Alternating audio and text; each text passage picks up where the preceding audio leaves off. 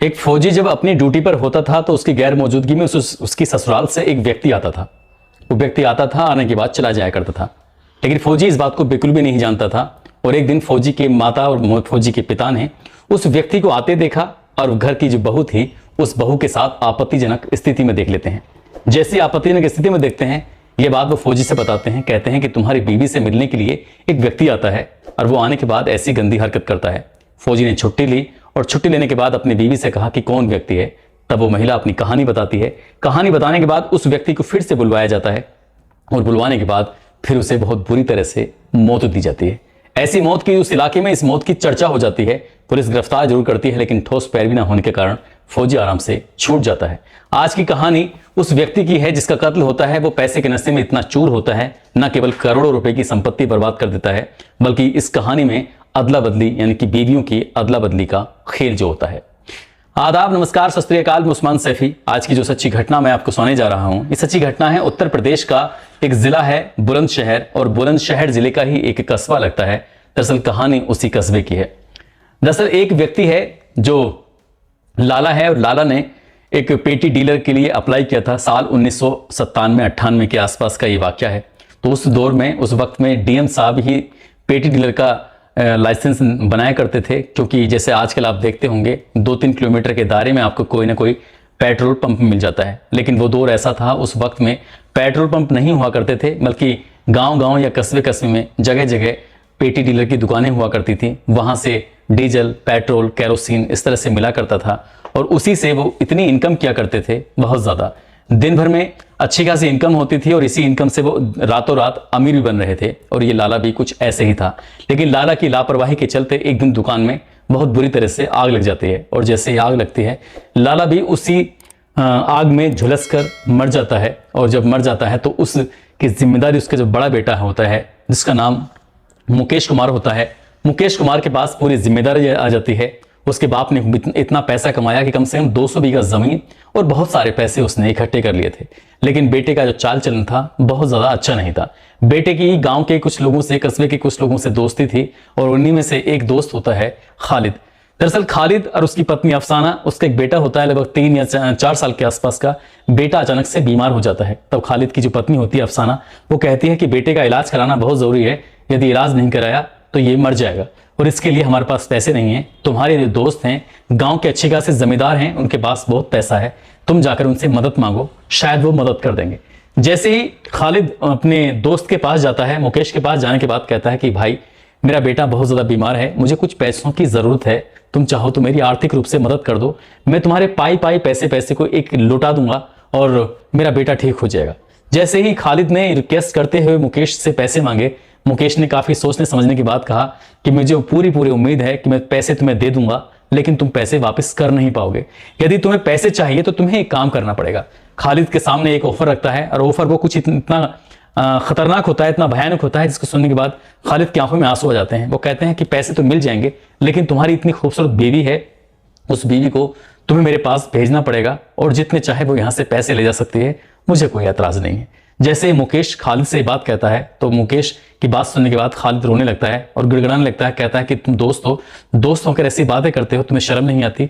इस तरह से यहाँ एक दूसरे में काफी बात होती है, बहसबाजी होती है। लेकिन खालिद बिना कुछ कहे, क्योंकि वो गरीब था, इसलिए वो उसका ना मुकाबला कर सका, ना उससे कुछ ज्यादा बात कर सका। चुपचाप घर आता है, मायूस होकर अपनी बीवी के सामने बैठ जाता है। उसकी बीवी कहती है कि तुम्हारे दोस्त ने पैसे दिए कि नहीं दिए। वो कहता है कि पैसे नहीं दिए। जब बीवी बार बार पूछती है कि वो तुम्हारा दोस्त है, पैसे क्यों नहीं दिए, क्या बात है, कुछ तो बताओ, कुछ तो बोलो, वो कहता है कि बात बताने लायक नहीं है। वो अपने पति को, अपने शोहर को वो कसम धर्म खिलाती है और कहती है कि जो बात है, जैसी भी बात है, मुझे बताओ, मैं भी तो जानूं तुम्हारा दोस्त तुम्हारे बारे में क्या सोचता है और क्या बात नहीं। तभी वो कहता है कि तुम्हें भेजने के लिए, तुम्हें पास भेजने के लिए कहता है, तुम्हारे साथ वक्त बिताने के लिए, तुम्हारे साथ रात बिताने की बात करता है। कहता है कि जितने चाहो उतने पैसे ले जाओ, मुझे कोई एतराज नहीं है, पैसे दे दूंगा। बीवी जब ये बात सुनती है, इनकी अफसाना ये बात सुनने के बाद उसे शुरुआत में तो बड़ा अफसोस हुआ, क्योंकि उसके बेटे की जान खतरे में थी, उसका इलाज कराना बेहद जरूरी था। वो सीधा जाती है उसके पास, मुकेश के पास जाकर कहती है कि जो चाहे तुम वो कर लो, लेकिन मुझे पैसों की सख्त जरूरत है, मुझे पैसे चाहिए। मुकेश ने उसके साथ वो किया जो शायद नहीं करना चाहिए था। इंसानियत इस बात को बिल्कुल कतई इजाजत नहीं देती। उसने उसकी मजबूरी का फायदा उठाते हुए उसके साथ उसके शारीरिक संबंध बनाए और शारीरिक संबंध बनाने के बाद उसे पहली बार में 10,000 रुपए की रकम दी और 10,000 रुपए लेकर वो अपने बेटे का इलाज कराने के लिए शहर जाती है। शहर जाने के बाद वो अपना इलाज कराते हैं और वापस आ जाते हैं। बेटा स्वस्थ हो जाता है, जिंदगी फिर से पटरी पर लौट आती है। उसके कुछ दिन के बाद मुकेश फिर आता है, आकर कहता है कि तुम यदि मुझे खुश करोगी तो मैं तुम्हें पैसे दूंगा। और ये सिलसिला शुरू हो जाता है। कभी 5,000, कभी 10,000, कभी ज्यादा, कभी कुछ कम। इस तरह से लगातार पैसे की डिमांड वो पूरी करता रहा और वो महिला उसके पास जाती रही। उसका काम था पेटी डीलर का। उसका काम बहुत अच्छा चल रहा था, हर रोज बहुत अच्छी खासी इनकम होती थी, उसके पास अच्छी खासी जमीनें थी और उस महिला ने उसके साथ ज्यादातर वक्त बिताना शुरू कर दिया। खालिद को यह बात बहुत ज्यादा चुभती थी, बुरी लगती थी, लेकिन उस महिला ने अब गांव छोड़ने का पूरी तरह से इरादा बना लिया था। उसके लिए उसने दिल्ली में अपनी जगह खरीदने का मन बनाया। अपने पति से कहा कि तुम जाकर दिल्ली में कोई जगह ढूंढो, हम लोग दिल्ली रहेंगे। और वो मुकेश के पास जाती थी, उससे अच्छी खासी रकम लेती थी, कभी 1 लाख तो कभी उससे ज्यादा ले लिया करती थी। इसी हिसाब से उसने दिल्ली में एक जमीन खरीदी। जमीन खरीदने के बाद वहां पर अपना घर बनाया और घर बनाने के बाद अपने पति अपने बेटे के साथ वो जाकर दिल्ली में शिफ्ट हो जाते हैं। और ये इस बीच में कई साल बीत जाते हैं। कई साल बीतने के बाद इसका जो काम था, जो मन था, वो काम में नहीं लगता था और जिसकी वजह से उसका काम लगातार पिटता चला जाता है। जैसे जैसे वक्त आगे बढ़ रहा था, ठीक वैसे वैसे पेट्रोल पंप का जमाना आ रहा था और पेटी डीलर का काम बिल्कुल ठप होने लगता है, बेकार होने लगता है। धीरे धीरे करके वो अपनी जमीनों को बेचने लगता है और जमीन बेचते बेचते वो अय्याशीगिरी में ही ऐसे पैसे खर्च करता था। न केवल उसकी जिंदगी में अफसाना थी, बल्कि कई ऐसी महिलाओं के साथ उसके शारीरिक संबंध बने हुए थे। वो जब जब कोई व्यक्ति उसके पास आता था तब तब उसकी मजबूरी का फायदा उठाने के बाद ऐसे ही उसकी बीवियों को अपने पास भेज दिया करता था। और जब कुछ साल बीत जाते हैं, जब उसके पास पैसे की तंगी हो जाती है, जब वो परेशान रहने लगता है, तब वो एक बार फिर से अफसाना के पास दिल्ली जाता है और दिल्ली जाने के बाद कहता है कि अफसाना मैं तुमसे मिलने के लिए आया हूं। और अफसाना जब ये बात सुनती है तो अफसाना कहती है ठीक है, कोई दिक्कत नहीं है, कोई एतराज नहीं है, तुम मुझसे मिलना चाहते हो तो मिल सकते हो, लेकिन एक शर्त है और उस शर्त को तुम्हें पूरा करना पड़ेगा। वो पूछता है कि मैं क्या शर्त है। वो कहती है कि तुम अपनी बीवी को मेरे शोहर के पास भेजना पड़ेगा। तुम्हारी बीवी मेरे शोहर के पास आएगी, वो जैसे चाहे जैसे करे तो वैसा करने देना, और जब तुम चाहो मुझे अपने पास बुला सकते हो, मुझे इसमें कोई एतराज नहीं है। जैसे ही मुकेश ये बात सुनता है, अफसाना की बात सुनने के बाद उसके पैरों तले जमीन खिसक जाती है। वो सोचने पर मजबूर हो जाता है कि आखिरकार अफसाना ऐसी बात कैसे बोल सकती है। वो कहती है कि ठीक है, एक दौर में तुमने मेरा फायदा उठाया था, मेरी मजबूरी का फायदा उठाया था, आज तुम मजबूर हो तो शायद हमें भी थोड़ा बहुत फायदा उठा लेना चाहिए। तुम अपनी बीवी को भेजो, तुम्हारी पैसे से भी मदद की जाएगी और साथ ही तुम जो चाहे वो भी कर सकते हो। ये बात सुनने के बाद मुकेश वापिस आता है। वापस आने के बाद गांव की ही एक लड़की होती है जिसका नाम मीनू चौहान होता है। मीनू चौहान से उसकी नजदीकियां बढ़ जाती हैं। शादीशुदा होने के बावजूद, उसके बच्चे होने के बावजूद वो मीनू चौहान के इर्द गिर्द रहता था, उससे बातचीत करता था, उससे करीबी दोस्ती कर लेता है और दोस्ती के बीच में उनके दोनों के बीच में आपस में फिजिकल रिलेशन भी बने लगते हैं। अफसाना का चैप्टर तो बंद हो चुका था और मीनू चौहान का चैप्टर शुरू हो जाता है। इस बीच में मीनू चौहान की शादी एक फौजी से होती है। आसपास का ही कोई गांव था, उस गांव में उसकी शादी हो जाती है। वो ठीक ठाक रहने लगती है और यहां से मुकेश कोशिश करता था कि उसके घर जाए उस वक्त में जिस वक्त में घर में फौजी ना हो। और इसी बात को देखते हुए उसने उस मीनू के साथ भी उसने शारीरिक संबंध बनाने की कोशिश की। जब उसके साथ आपत्तिजनक स्थिति में था तब उस मीनू चौहान के सास ससुर ने उसे देख लिया और देखने के बाद ये बात अपने बेटे से बताई।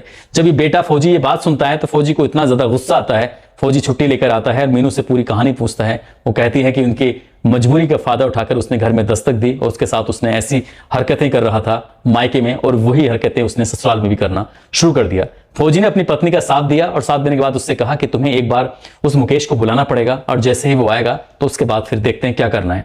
उसको धोखे से बुलाया जाता है। बुलाने के बाद उसकी हत्या कर दी जाती है। उसको बुरी तरह से चाकू से गोद कर जब मार दिया जाता है, जब ये बात कानून को पता चलती है, पुलिस को पता चलती है, पुलिस से गिरफ्तार करती है। गिरफ्तार करने के बाद उसको जेल भी भेजती है फौजी को और बाकी लोगों को जो जो इसमें शामिल होते हैं। लेकिन पर्याप्त सबूत न मिलने के कारण और पर्याप्त इस मामले की पैरवी ना होने के कारण ये मामला ज्यादा दिन अदालत में टिक नहीं पाता और वो लोग सारे छूट जाते हैं। जब लोग छूट जाते हैं तब लोगों को याद आती है उस व्यक्ति की, उस कस्बे में उस लाला की कहानी, जिस लाला ने मेहनत करके एक पेटी डीलर का काम किया और बहुत सारे पैसे कमाए और पैसे कमाने के बाद अपने बच्चों को लिए वो कुछ इतना कर जाता है लेकिन आग में जलकर खुद मर जाता है और अपने बेटे के लिए बहुत सारी दौलत छोड़ के जाता है, लेकिन बेटा यासी में सारी दौलत को उड़ा देता है।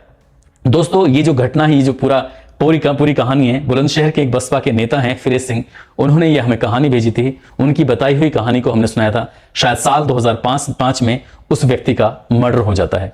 दोस्तों इस पूरे घटनाक्रम को सुनाने का उद्देश्य किसी को परेशान करना नहीं है, किसी का दिल दुखाना नहीं है, बल्कि आपको जागरूक करना है, आपको सचेत करना है, आपको बताना है कि किसी की भी मजबूरी का फायदा नहीं उठाना चाहिए। जिस तरह से लाला ने उस अफसाना कर उसके पति खालिद का फायदा उठाया था, और उस दिन फायदा उठाने के बाद न केवल उसके साथ शारीरिक संबंध बनाता था, बल्कि उसको मुंह मांगी रकम भी दिया करता था। खुद कंगाल होता चला गया, खुद सब कुछ उसने बर्बाद कर दिया। उसके बच्चों के पास अच्छी जिंदगी जीने के लिए पैसे भी नहीं बचे थे। दोस्तों अपना ख्याल रखें, सुरक्षित रहें। जय हिंद, जय भारत।